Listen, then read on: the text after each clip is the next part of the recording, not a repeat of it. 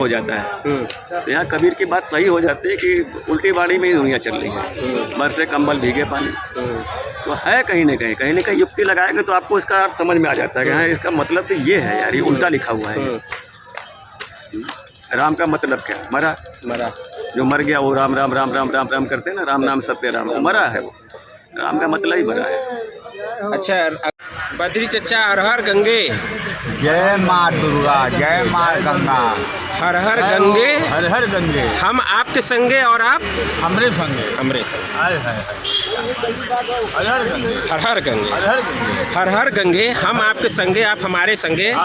ये जो वाक्य है, ये स्लोगन हमारा बनाया हुआ है और ये गंगा घाट पे हमको एनालाइज हुआ इसका कि ये चीज़ मोदी को कहना चाहिए था।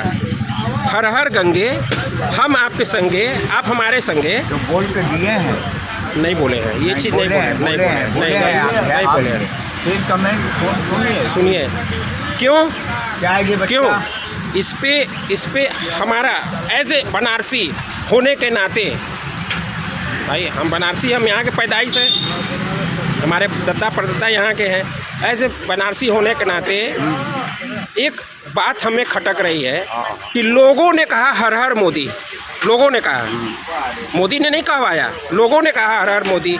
लेकिन थोड़ा सा गलती ये हो गया कि मोदी को लग गया अच्छा और गंगा माँ को लग गया खराब। और गंगा माँ ने दे दिया शराब, वोट गया उनका घट और लोगों में गया बट। राइट, अच्छी बात। अच्छा, अभी भी बात ये चीज़ अगर उनको ना समझ में आ गई, अभी 5 लाख से 1 लाख पे आए हैं ना, अभी भी बात उनको अगर ना समझ में आई, सही बात, तो यही बनारसी कहेंगे चल हट चल हट चल हट, परे हट। क्योंकि अब इसमें मैं अपना तर्क दे रहा हूँ, मैं नहीं कर रहा हूँ कि मैं बहुत सही हूँ। हर आदमी को अपना तर्क रखने का अधिकार है,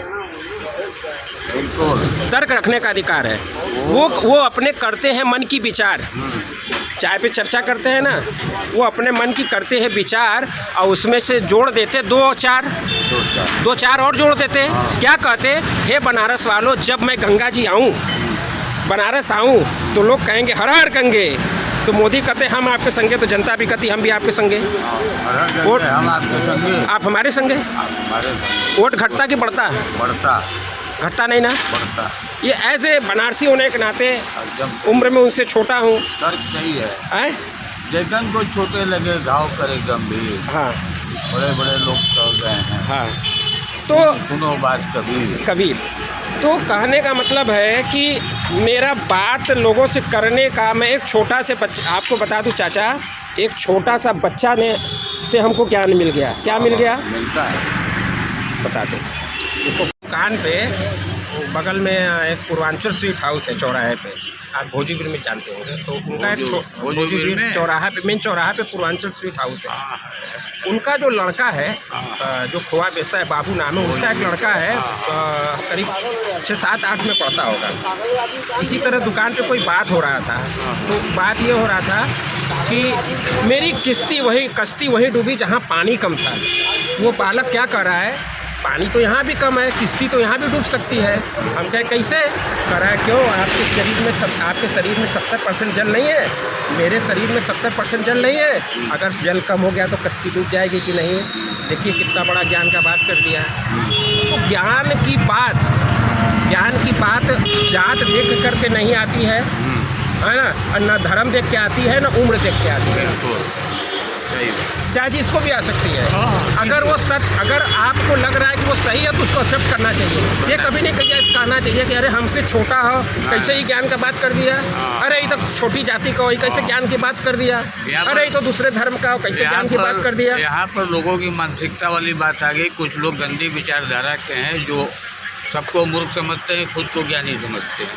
लेकिन ज्ञान एक चींटी से भी ले सकते हैं, एक हवा से भी ले सकते हैं, पेड़ से भी ले सकते हैं, पौधे से। ज्ञान किसी से भी अर्जित किया जा सकता है। पूरा ज्ञान का कोई मापदंड नहीं है, ज्ञान की कोई सीमा नहीं है। ज्ञान अविरल धारा है गंगा की तरह, वो बहती रहती है।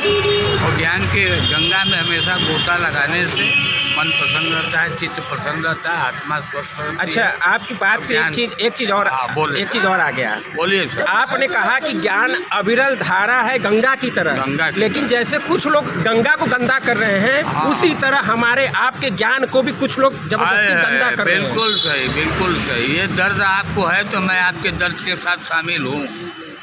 मैं आपके दर्द जिगर में घुसकर आपके दर्द को जानते हैं कि वो गंगा मोक्षदायिनी है, जीवनदायिनी है, फिर भी सब कुछ कचरा उसी में भरा जा रहा है। वही चीज हमारे और आपके ज्ञान के साथ हो रहा है, वही हमारे आपके प्रकृति के साथ हो रहा है। जान रहे हैं कि इससे रक्षा होगा, पराठीपन घुस गया, उसको हम काट देंगे, करेंगे, फिर भी उसमें जबरदस्ती लोग उंगली कर रहे हैं। जान रहे हैं। तो जो चाचा ने कहा बिल्कुल सही कहा कि ज्ञानी नहीं है, अज्ञानी है। इनका भी बात का समर्थन है, इनके भी बात का समर्थन हो गया कि ज्ञानी नहीं अज्ञानी है। माने कि जो हमको जान रहे हैं कि वो मोक्षदायिनी है, जीवनदायिनी है, फिर भी वहाँ पे हम जबरदस्ती उसको खराब कर रहे हैं। देखिए, दुनिया का सब सेंस है, सब कॉलेज है, सब पढ़ाई है, लेकिन एक सेंस है जिसको कहते हैं इंग्लिश में कॉमन सेंस। कॉमन सेंस का कोई स्कूल नहीं है, कोई विद्यालय नहीं है। कॉमन सेंस अपने बुद्धि और विवेक से आता है। वो जैसे एक गाड़ी है जो सरकार या गवर्नमेंट बनाती है, एक गाड़ी लोगों ने बनाया है जुगाड़ गाड़ी। तो ज़िंदगी में जब तक आपके पास जुगाड़ वाला बुद्धि नहीं होगा तब तक आप आगे नहीं बढ़ेंगे। कॉमन सेंस का होना बहुत ज़रूरी है। क्या हो रहा है तो क्या नहीं होना चाहिए, वो जो बीच का जो है खालीपन है, इसी को भरना ज्ञान का संदेश, इसी को ज्ञान कहते हैं कि हमारे और आपके बीच में जो दूरियां हैं वो किस तरीके से कटे और नज़दीकियों में तब्दील हो, इसी को ज्ञान कहते हैं।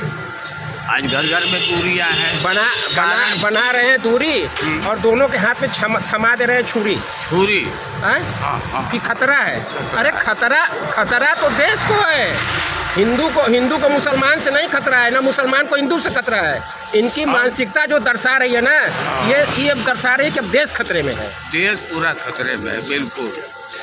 और ऐसे बनारसी होने के नाते मैं अपने चैनल पे कह रहा हूँ कि नहीं आने देंगे देश को खतरा, भले ही एक कतरा गिर जाएगा लोगों का कतरा। नहीं आने देंगे खतरा। और ले आओ सड़क पर अलकतरा और पाट दो सारे गड्ढा मुक्त भारत और स्वच्छ भारत महान भारत। देखिए सिपाही खड़े हैं, स्वच्छता, ये स्वच्छता के सिपाही है। देखिए ये सब एक चाल है, स्वच्छता सड़क का हो रहा है, लेकिन दिमाग गंदा किया जा रहा है। दिमाग गंदा किया है, बहुत बड़ा चाल है जी। इसी में राजनीति है, और बहुत बड़ी राजनीति है। देखिए मैं आपको बता दूं, पहले राज्य चलाने के लिए राजा जो है नीति का निर्धारण करता था, राज्य चलाने के लिए, और राज्य बनाने के लिए, चलाने के लिए नीति का निर्धारण होता था। लेकिन अब राज्य को हटाए उसमें राज घुसा दिया गया, राज, और राज में नीति डाल दिया गया, यानी वो हो गया कूटनीति।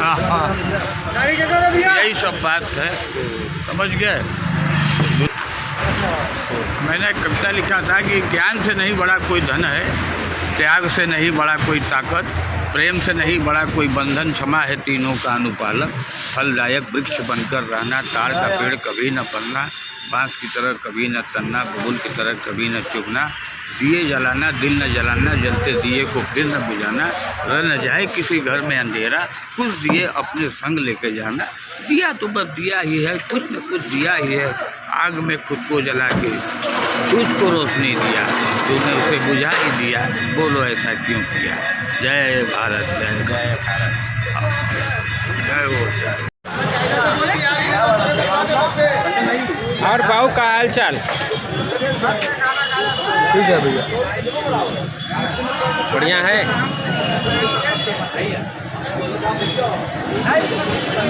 गर्मी बहुत पड़ा था, गर्मी पड़ रहा है बहुत। शांति रहने दो। उनका देन है कि तुम भी ठंडा हो जाओ। हम किसी छोड़ने वाले नहीं हैं।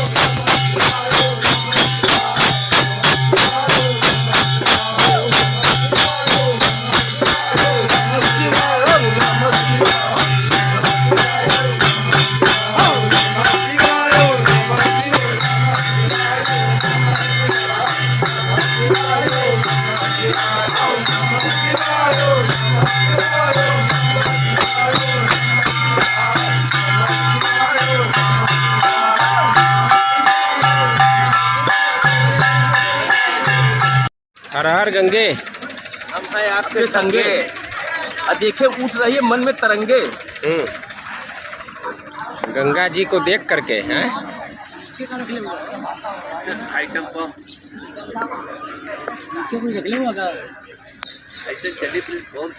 ये देखिए तैरने की तैयारी कर रही हैं।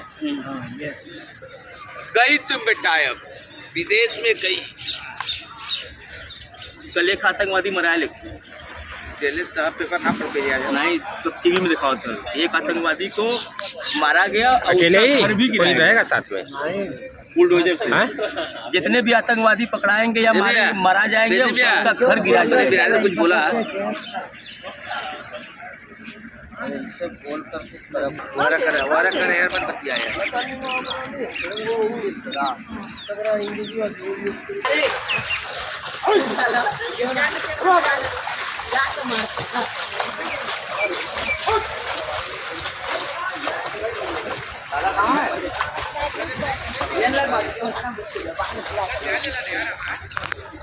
हर हर गंगे चच्चा।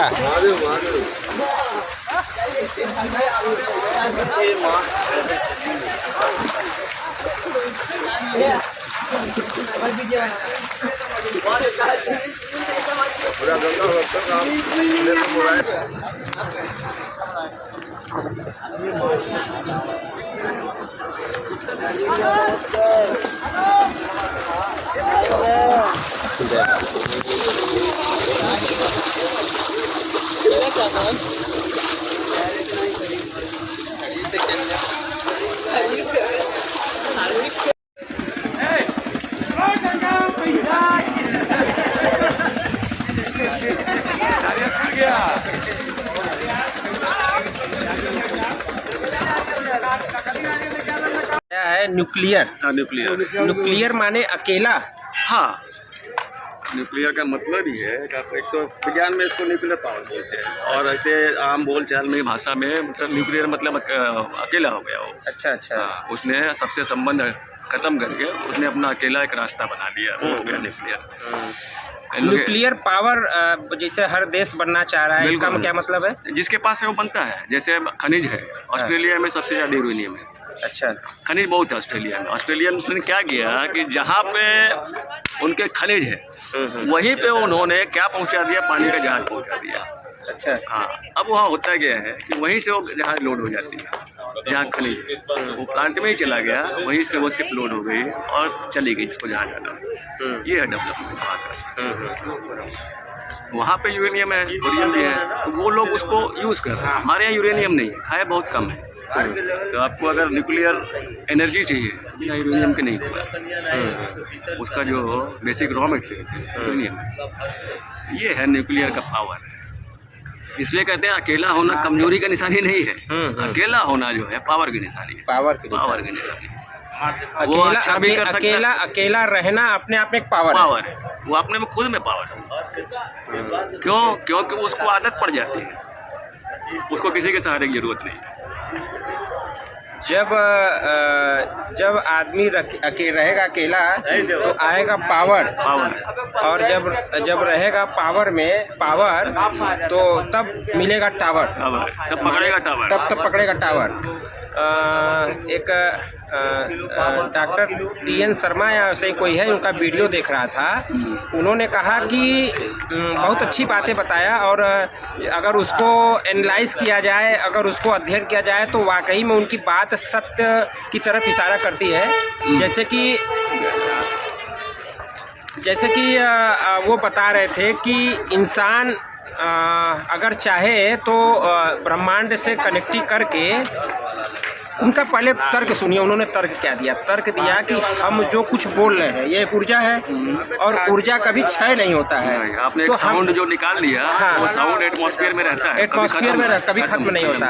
और आज वैज्ञानिक भी इस साउंड के खोज में पड़े हुए हैं, ताकि हम पीछे इतिहास जो हमारा भूतकाल है उसके बारे में पता लगाया जा सके। इस चीज़ को वैज्ञानिक समझ रहे हैं और इसका खोज भी कर रहे हैं कि जो साउंड वातावरण में जो है वो कैसे सिद्ध कर सकते हैं। उसको हमने एनालाइज किया, ऐसे अपने तर्क निकाला कैसे।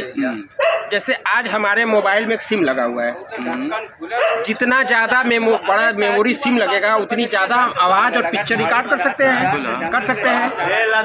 तो ब्रह्मांड के पास इससे बहुत कहीं ताकतवर चिप होगा, जो कि लोग कहते हैं ना, कैसे संभव है, कितने जब से इंसान बना है तब से कुछ न कुछ बोल रहा है, इतना कैसे रिकॉर्ड हो सकता है? क्यों नहीं रिकॉर्ड हो सकता है?